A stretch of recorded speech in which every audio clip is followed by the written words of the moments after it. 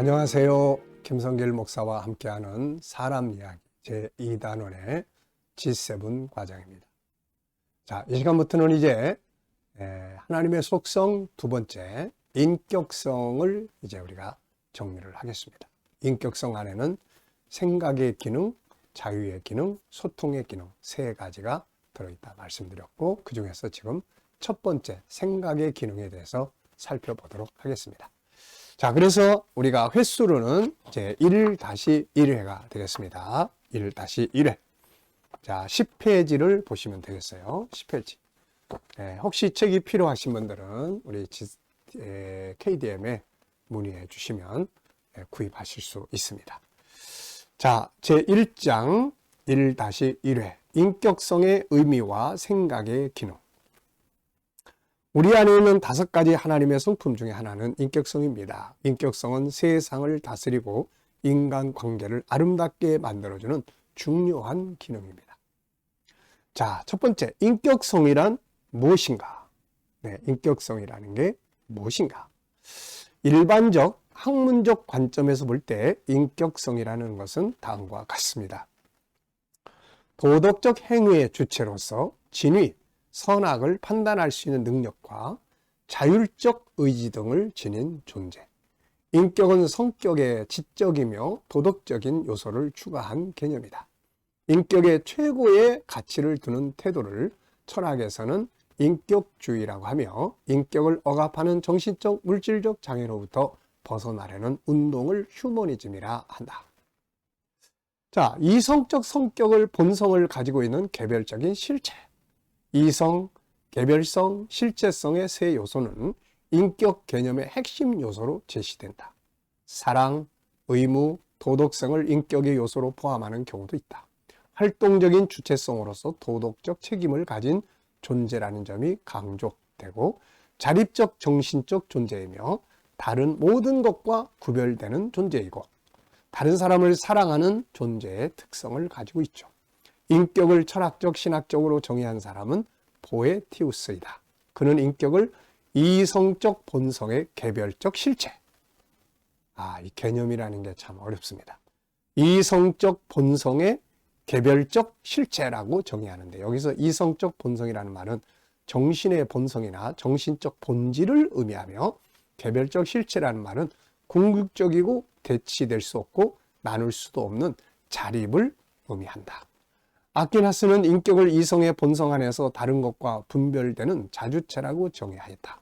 이를 종합해보면 인격은 실체이며 완전하고 그 스스로 존재하며 다른 것들과 분별되는 이성적 본성임.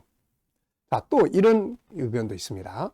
인간으로서의 표준과 자격, 개인으로서의 자기만의 특징을 포괄하는 개념, 인격을 도덕적 자질로 생각하는 경향이 강함. 또 서양의 인격 개념보다는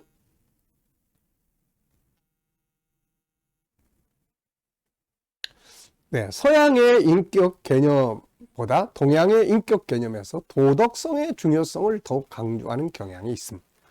사실 인격에 대해서 단순하게 정의하는 것은 쉽지 않다. 다만 위의 내용들을 토대로 정리해 본다면, 여러 가지 인격이라는 게 뭐냐 그럴 때 여러 가지 막 개념을 쭉 설명을 하는데, 서로 중복되고 튀어나오는 내용들이 몇 가지 나타납니다. 그게 뭐냐면은 이성, 생각을 가지고 있는 존재, 생각을 하는 존재. 그 다음에 독립적 존재, 누구에게 구속되거나 그게 아니라 스스로 독립된 존재. 그리고 지식적인 존재, 도덕과 행위의 주체, 이런 특성을 가지고 있어요. 이게 누굽니까? 바로 스스로 계시고 도덕적이고 지혜와 지식의 본질이 되시고 바로 하나님. 이 인격이라는 하나님의 특성을 표현한 말이 바로 여호와라는 이름입니다. 스스로 계시는, 스스로 계시는 분. 그러면서도 도덕적이고 생각하시고 지혜의 본질이신 그분. 그래서 모든 인격의 근본은 하나님으로부터 출발을 하는 거예요.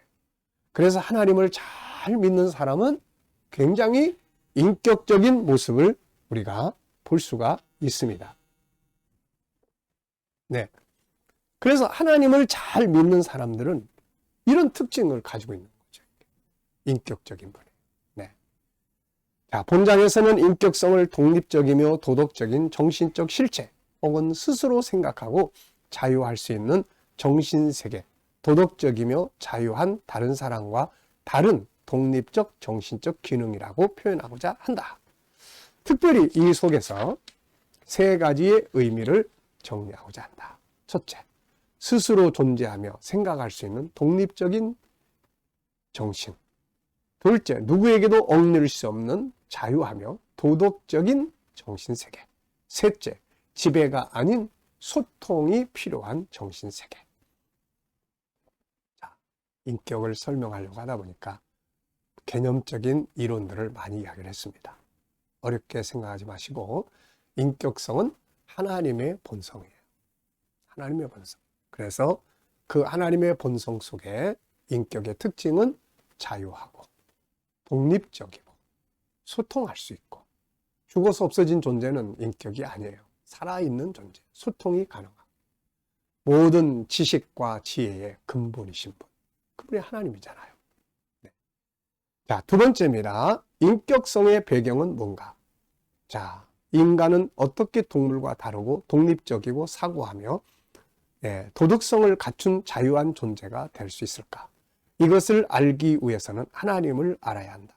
본래 인격성의 본질은 하나님께만 있는 성품입니다. 하나님은 스스로 계신 독립적인 분이시며 자유하고 선의 기준이 되신 분이죠. 이런 특성은 동물의 진화 과정에서 이루어지는 게 아닙니다. 그래서 인격이라는 건 진화 과정에서 만들어지는 게 아니에요. 진화론자들은 동물이 진화하고 또 원숭이가 진화되면서 인간의 모습이 만들어졌다 하는데, 이거는 도저히 설명이 될 수 없는 부분입니다. 인격이라는 것은 진화의 산물이 아니에요. 이것은 본래 이 인격의 존재이신 하나님으로부터 부여받은 선물입니다, 이게. 그렇기 때문에 이게 동물한테는 이게 주신 게 아니니까 동물한테 인격이 없는 거예요. 동물에게 뭐 도덕성이 있습니까? 무슨 생각하는 기능이 있습니까? 이게 없잖아요, 이거. 이거는 하나님이 사람에게 주신 하나님으로부터 부여받은 선물이라는 거 기억해 두십시오. 출애굽기 3장 14절에 하나님께서는 모세에게 자기를 밝혀주십니다. 나는 스스로 있는 자다. 네, 이 말을 바꿔 말하면 나는 도덕적이며 스스로 존재하며 모든 지혜와 지식의 근본이며 나는 자유한 자며 소통하는 자다. 그런 뜻이에요. 자, 그래서 우리가 믿는 성경의 하나님의 이름은 여호와입니다. 이는 스스로 계신 자라는 뜻을 가지고 있죠. 스스로 계시는 자, 이 속에는 중요한 특징이 들어있는데 대표적인 게 바로 세 가지입니다. 첫째는 생각의 기능이에요.